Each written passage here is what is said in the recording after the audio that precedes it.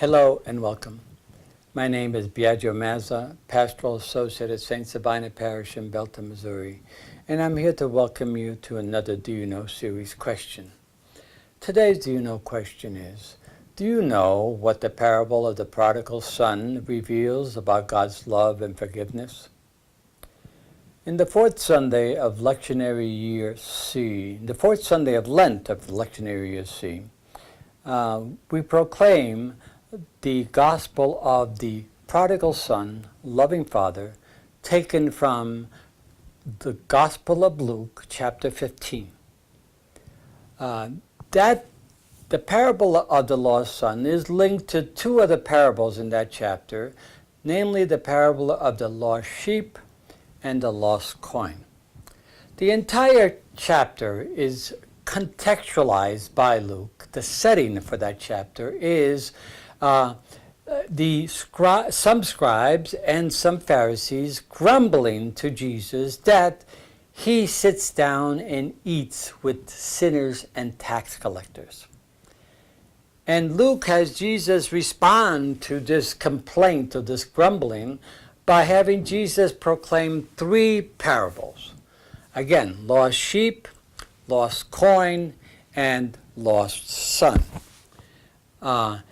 In the first two parables, the lost sheep and the lost coin, the shepherd and the woman, obviously representing God, take the initiative to seek out what was lost and are really rejoiced with great joy when they have found what they have lost. So the initiative in these two parables is placed almost exclusively on the image of God seeking out the lost. The parable of the prodigal son and loving father adds a dimension that is not there in the first two parables. And that dimension is the dimension of personal initiative that has to be factored in seeking reconciliation and connection with God.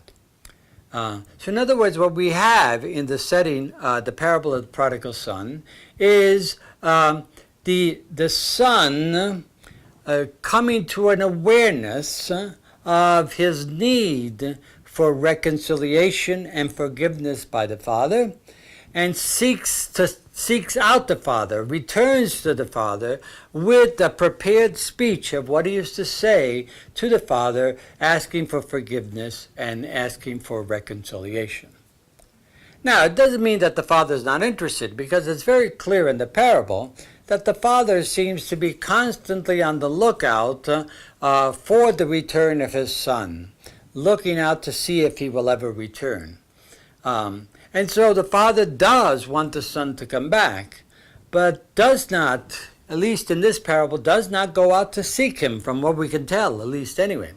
So what we do know is, though, that the Son does take the initiative to return, and as soon as the Father spies the Son from a long way off, he is overjoyed and rushes out and greets him, embraces him, and his love and his hospitality and his joy is boundless. And so in that whole affection for the Son, he, as a matter of fact, he even violates a pretty standard cultural custom that the Father should not be publicly running after a wayward son. It almost seems scandalous. But he doesn't seem to pay any attention to that cultural custom and tradition, and he's overjoyed, boundlessly overjoyed, at the fact that his son has returned. So the focus that continues with this parable is the elder son, which is a primary focus in this. And the elder son seems to be either jealous or regretful or whatever of the return of his younger brother. Luke gives us the image of God as an inclusive Lord, both just the righteous as well as those who have strayed, those who are lost. And so what Jesus is trying to communicate about God's love in this particular parable is that God's love is inclusive of all. And just as he the father is overjoyed at the son who was lost, the father now offers an open invitation to the elder son to say, you too should rejoice, because the unity and the family are more important than any regrets or jealousies or whatever feelings you might have. So the lesson from the parable is one of really rejoicing over the unity of the family, the inclusive nature of God, who calls all of God's family into union, harmony, and community with one another. So much so that the focus, again, of the parable is the inclusive love of God.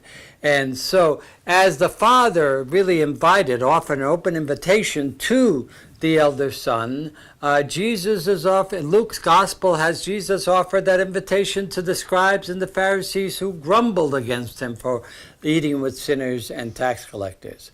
And so the parable today, as we reflect on it, offers us an open invitation, as it did to the Pharisees and the scribes, to really be as inclusive as in embracing all with joy, and both the righteous and those who are lost, embracing all in an inclusive nature, the way God has been inclusive of us and inclusive of all of God's family. So I hope this has helped to explain just a bit of what the parable of the prodigal son reveals about God's love and forgiveness. And I hope you will return again to more Do You Know series questions as we continue to delve into our scriptural roots and our images of God. Thank you very much.